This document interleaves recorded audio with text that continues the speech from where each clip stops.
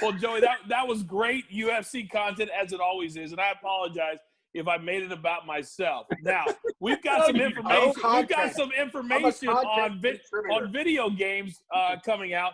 By the way, Madden 21 dropped this past week. Go get it. I'm one of the voices in it. Anyway, Johnny, we have one of the biggest companies when it comes to video games in the world, Activision. And because of COVID, every EA Sports, who I'm with, 2K, WWE's with, they've been exploding. What about Activision? Yeah, Activision has been hitting on all cylinders, as you mentioned, Coach, as all of the other video game makers, because these kids and the young people that play video games, it's no longer Space Invaders and Pac-Man like me and Joey D and the Billy Godfather used to play.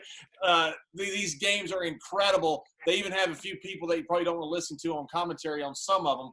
But for most part, these games, there's not a pull game where you can find like a pull boy or anything like that. There should be, but there's not one right now. They're out there. They're out there.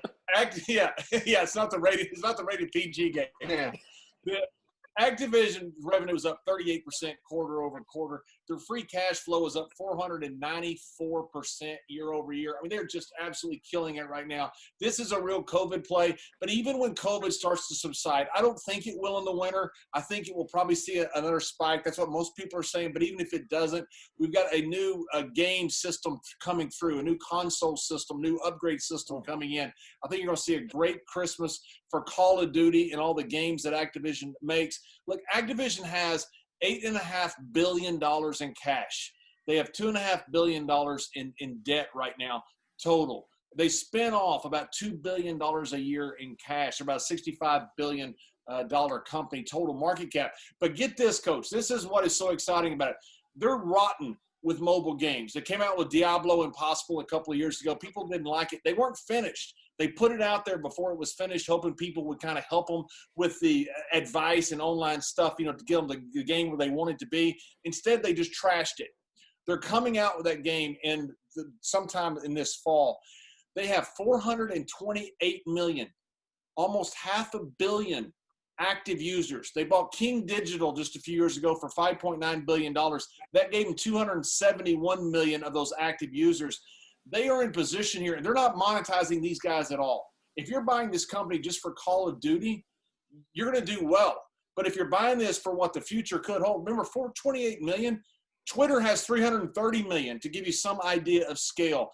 I think Activision is the game to play. I think, especially with the upgrade cycle coming with the consoles, with what's going on with COVID, people are going to buy their kids all kinds of stuff to do over Christmas, especially if we're still in this pandemic. But even if we're not, I think it's a stock that Bobby Kotick has been CEO since 1991, one of the best CEOs in the world. I think it's a great stock to own. I do own it, by the way, for full disclosure.